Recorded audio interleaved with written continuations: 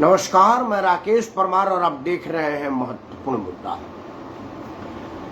मित्रों, आज का महत्वपूर्ण मुद्दा तो सिर्फ ये था कि आज जुमे के नमाज के बाद देश भर में एक ही पैटर्न पर जिस तरह का दंगा फसाद, आगजनी, तोड़फोड़ और पुलिस बल को पछाड़ने की जो प्रतिद्वंदता हुई, जो ओछी हरकतें हुई, वो किसकी जिम्मेवारी थी? जिम्मेदार को क्या हुआ वो आपने दिन भर टीवी पर देखा है। मतलब 1 बजे से अब तक जब मैं समाचार चैनल को बंद किया, कुछ और नहीं था समाचारों पर, सिर्फ दंगा कहाँ हुआ, कैसे हुआ। तो मैं उस पर आपका टाइम खराब नहीं करूंगा, क्योंकि मेरा तो टैगलाइन ही है कि आपके इस चैनल पर उन्हीं विषयों पर विश्लेषण दिखाई बताई जाती है जिस पर और किसी समाचारों पर नहीं दिखाई जाती, नहीं बताई जाती।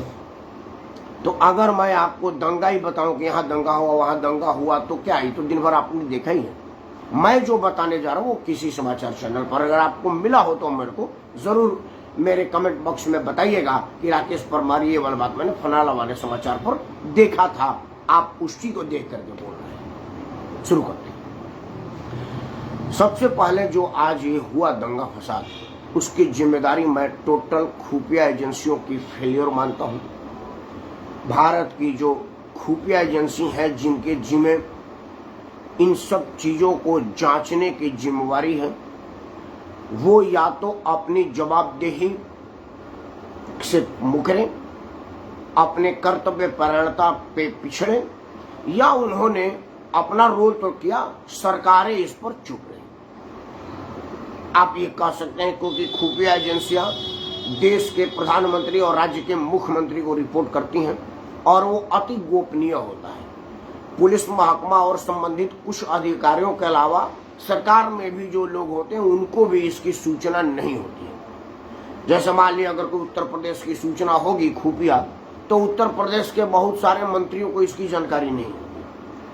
अगर वो जानकारी होगी तो मुख्यमंत्री को होगी, मुख्यमंत्री के सुरक्षा सलाहकार को होगी, पुलिस के महानिदेशक को होगी, गृह सचिव को हो सकती है, गृह मंत्री को हो सकती है, इक्का दुक्का जो योगी जी का बड़ा करीबी है उनको हो सकती है।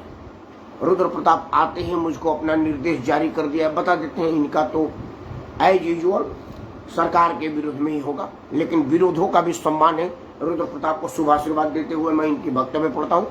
आपने लिखा कि आप बिना मतलब के चिंतित और व्यथित हो रहे हैं। यह कश्मीर की भांति पत्थर फाइल की तैयारी 2024 के लिए।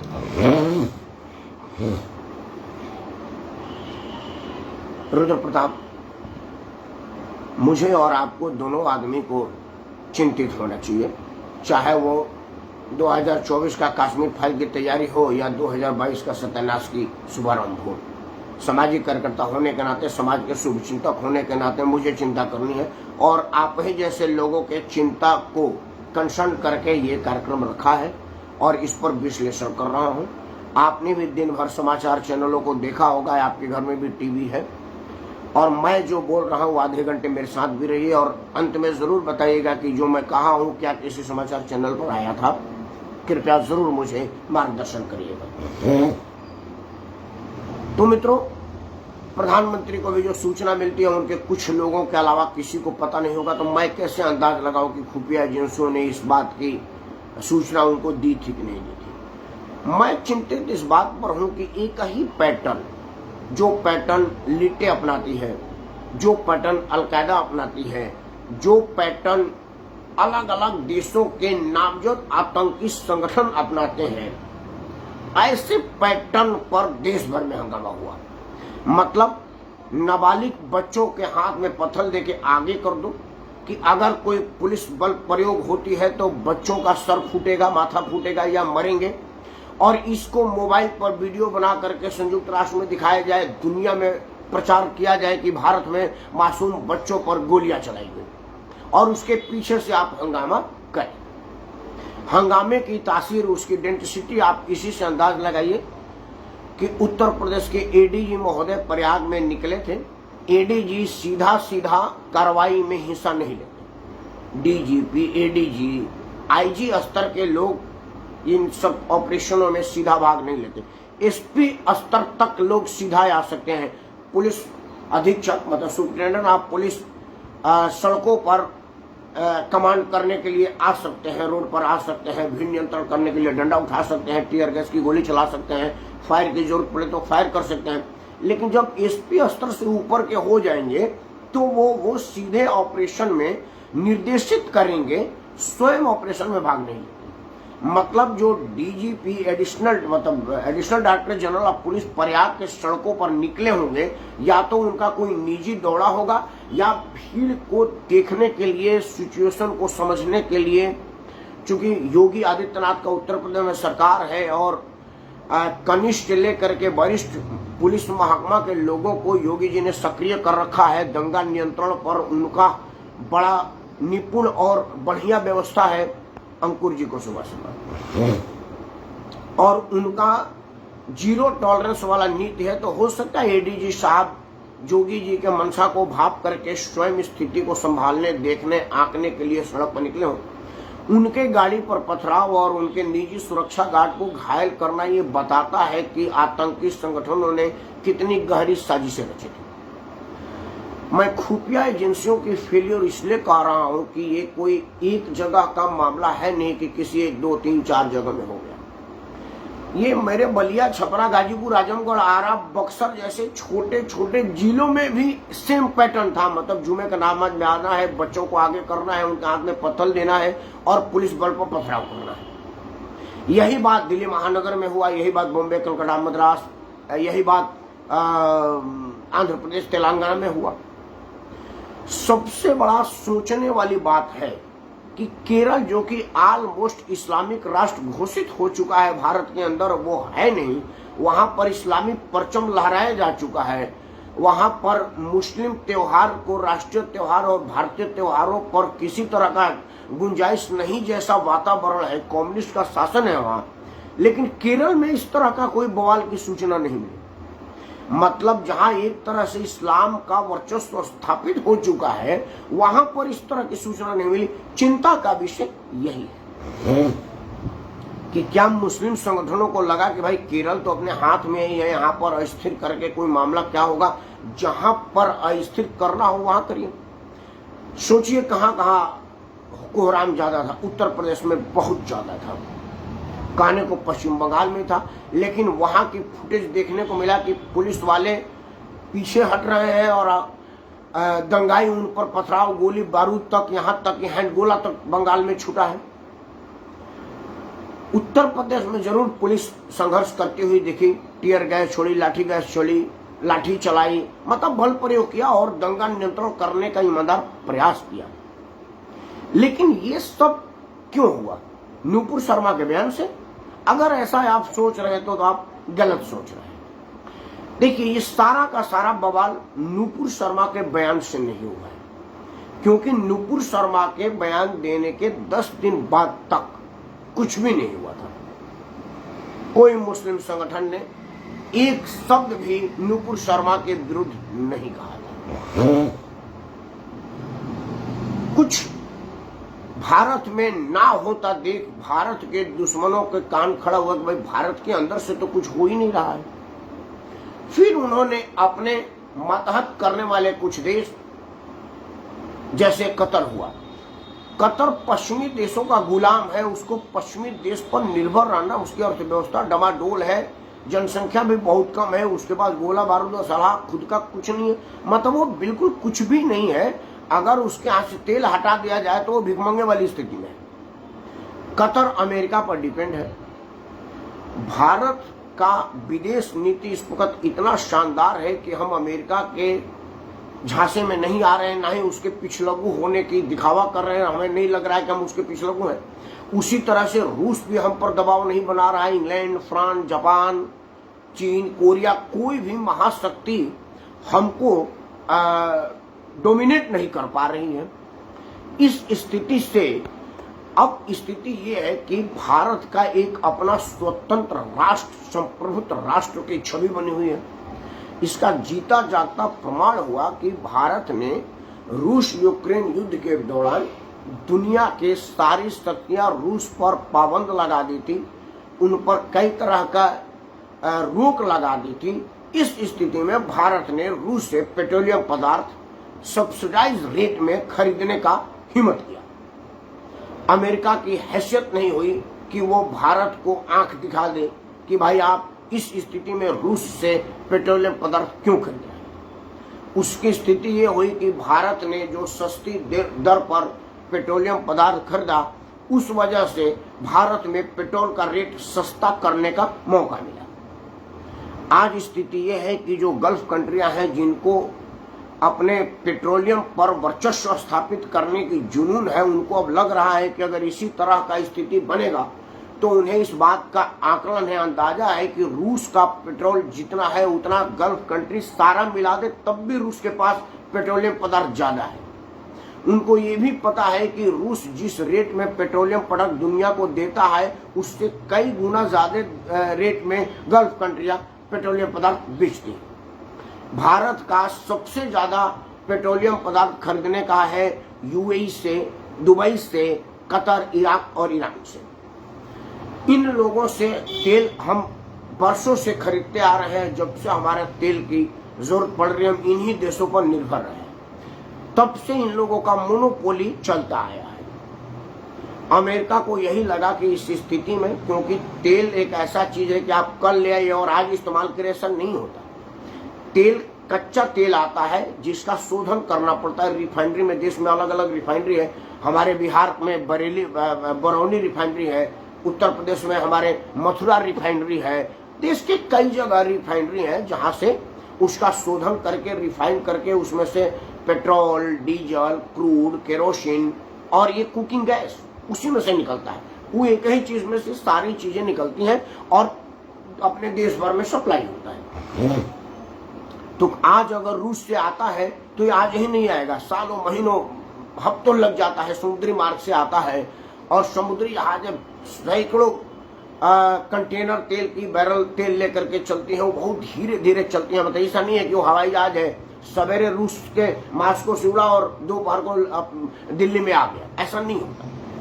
नरेंद्र मोदी की इस जीवट निर्णय ने, नरेंद्र मोदी का इस देश हित निर्णय में सबसे ज्यादा दुखी अमेरिका हुआ। हाँ, मीना व्यास पटेल जी को नमस्कार। आज आपका वो जो लड़की ने शादी अकेले में किया, उसको देख करके बहुत अच्छा लगा और मैं चाहूंगा कि इस पर एक विस्तृत विवरण मेरे चैनल पर भी आप आए। जो सुबह समय हो मुझे कृपया बताइएगा। जो और कुछ मेरे मन में प्रश्न रह गया, हालांकि वो आपका कार्यक्रम बड़ा बढ़िया था, मैंने उसको पूरा देखा, लेकिन फिर भी कुछ और प्रश्न मेरे मन में है। मैं चाहता हूं कि उसका निवारण मेरे चैनल पर हो। मीना जी कोई समय दीजिएगा, इस मुद्दे पर चर्चा किया जाए। वो जो गुजरात की लड़की ने स्वयं से शादी किया है, उसकी मनोदशा क्या होगी और समाज पर इसका क्या असर पड़ेगा, उस पर चर्चा एक बार करेंगे मेरे चैनल पर। मीना जी को नमस्कार। तब अमेरिका ने कतर उत्तर जैसे देशों को भड़काया और कतर ने भारतीय प्रोडक्ट को बैन किया, क्योंकि वो न जानती थी कि भारत या दुनिया का कोई भी राष्ट्र न अपने उद्योगपतियों के दबाव में बहुत जल्दी आ जाता है। अमेरिका का भी उद्योगपति, जी हाँ, जो बहुत बहुत धन्यवाद, उद्योगपति सरकारों को डिटेक्ट करते हैं। अभी भारत के प्यारे उद्योगपति का प्यारा प्रोडक्ट दुनिया में के गल्फ कंट्री में बैन हुआ। उनके सिपा सवारों ने प्रधानमंत्री को गुमराह किया।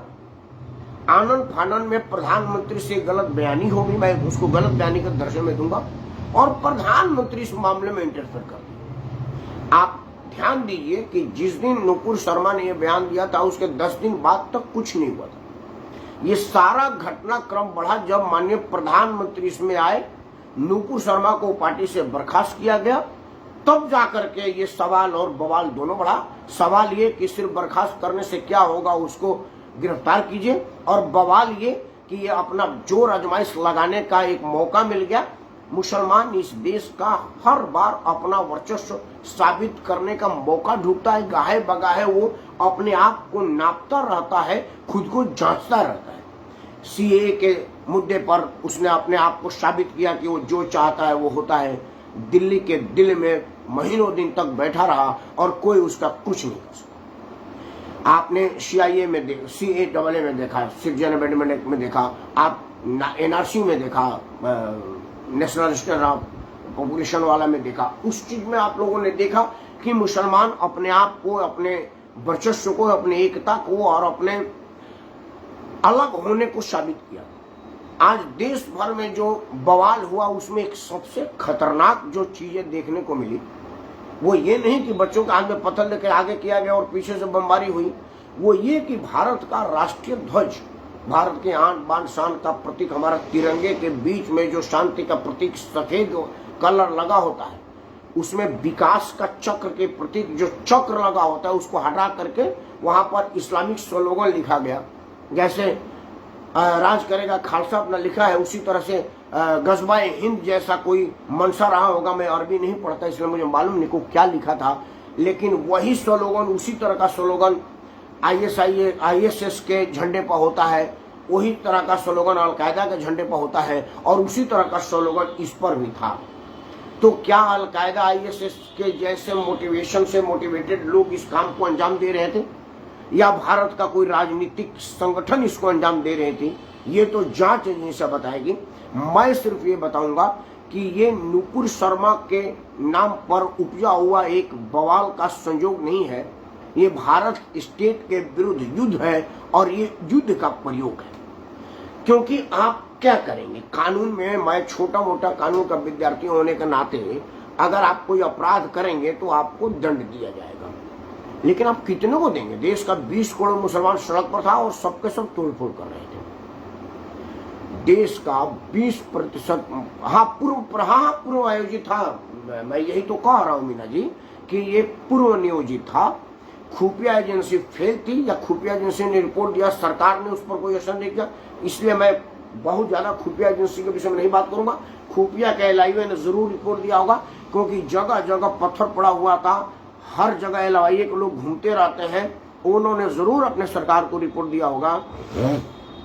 अब सरकार ने इतना बड़ा बवाल क्यों होने दिया? कौन सी ऐसी सवाल थी जिसको दबाना चाह रही थी सरकार, जिससे इस बवाल को होने दिया? क्योंकि बहुत हद तक कुछ काम ऐसे होता है कि कुछ बवाल में कुछ बढ़िया सवाल दब जाता है और उस सवालों को दबाने का मौका मिल जाता है। इस वजह से भी ऐसा होता है। लेकिन एक बात मैं आपको बताऊं, मैं 2-3 चैनलों पर इस मुद्दे पर था, 2 बजे से लेकर के 8 बजे तक, मतलब 9:15 बजे मैं फ्री हुआ चैनलों के 2-3 चैनलों के अलग अलग बयानों पर। एक बात हमेशा एक शब्द आ रहा था, hate speech, hate speech, hate speech. Hate speech को डिफाइन करने का मौका आ गया क्या? और क्या हेट स्पीच पर कड़ी और बड़ी सजा का प्रावधान बनाने का मौका आ गया था? क्योंकि आज एक मस्जिद से ये घोषणा की गई कि मूत पीने वाले, गोबर में नहाने वालों की औकात क्या है हमारे सामने। ये जो नदियों के पानी पीते हैं वो हमारे मेहरबानी से है, ये जो हवा खाते हैं वो हमारे मेहरबानी से है, ये जो अनाज खाते हैं वो हमारे मेहरबानी से है। इनके वजूद की क्या है, इनके बस में क्या है? मतलब जिस गंगा को स्वर्ग से भागीरथी ने जमीन पर लाया, उस गंगा पर वो अपना अधिकार साबित कर रहे हैं। आज का लबोलवाब ये था जो अभी कुछ दिन पहले एक मौलाना ने कहा था कि भारत मेरा वतन है और जिनको परेशानी है वो अपने लिए कोई और देश चुन ले।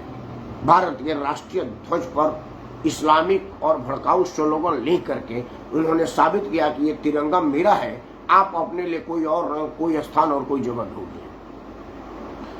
मुझे पूरा भरोसा है कि भारत सरकार इस पर कोई एक्शन नहीं लेगी, क्योंकि अगर भारत सरकार एक्शन लेना चाहती तो ये बवाल होता ही नहीं। क्योंकि बवाल के पहले ही सरकार के पास कुछ सवाल खड़े होते हैं, जिस सवाल का जवाब अगर सरकार खुद से दे देती तो एक आदमी सड़क पर नहीं होता। सड़क पर लोगों को आने दिया गया, ये सरकार की विफलता है। इतने लोगों को अब आप जेल में नहीं डाल सकते, इतने लोगों को आप गोली नहीं मार सकते, इतने लोगों को फांसी पर नहीं चढ़ा सकते, तो इन लोगों का मनोबल बढ़ेगा। मुंबई पुलिस के सामने मुंबई की कुछ महिलाएं आज गई थी, उनका वीडियो वायरल हो रहा है। पुलिस कमिश्नर ने बोला कि हाँ जी आपकी पिटीशन ले ली गई, तो उन्होंने बोला नहीं, पिटीशन लेना पर्याप्त नहीं है, उनको बड़ी कड़ी सजा दीजिए, क्योंकि आज अगर उनका नाक रगड़ दिया जाएगा तो कल को कोई हिम्मत नहीं कर पाएगा हमारे विरुद्ध बोलने का। ध्यान रखने वाली बात है कि उसमें सलाउल्लाह और मतलब ये मोहम्मद प्रॉफिट के विषय में नहीं वो महिला कह रही थी, हमारे विरुद्ध, मतलब हम मुसलमानों के विरुद्ध कोई उठने का साहस नहीं कर पाएगा। सोच क्या है उसको समझिए, उनके क्रोनोलॉजी को समझिए कि वो क्या कह रहे थे। सरकारें हाथ पर हाथ रख करके तालियां बजा रही हैं, क्योंकि उनका तो कुछ नुकसान हुआ नहीं। ना तो योगी बाबा के गाड़ी पर कोई पत्थर चला, ना मोदी बाबा के गाड़ी पर कोई पत्थर चला, ना राज्य के जिसमें ममता बनर्जी के गाड़ी पर कोई पत्थर चला। कहीं किसी राज्य के राष्ट्राध्यक्षों को या MP MLA को या उनके बच्चों का कोई नुकसान हुआ क्या? पत्थर से घायल आम आदमी हुआ और पत्थर मारने वाला आम आदमी हुआ। 2, 4, 10, 20, 50, 100 आदमी को उत्तर प्रदेश में सजा होगी, क्योंकि पूज्य योगी आदित्यनाथ जी की सरकार है। CCTV फुटेज से पकड़ करके वो हरजाना लेते हैं, आगे भी देखा गया और आगे भी देखेंगे। लेकिन वो जो 10, 20, 50 लोग इसमें फंसेंगे, जो वाकई मतलब दोषी हैं भी, वो भी आम घर के लोग होंगे।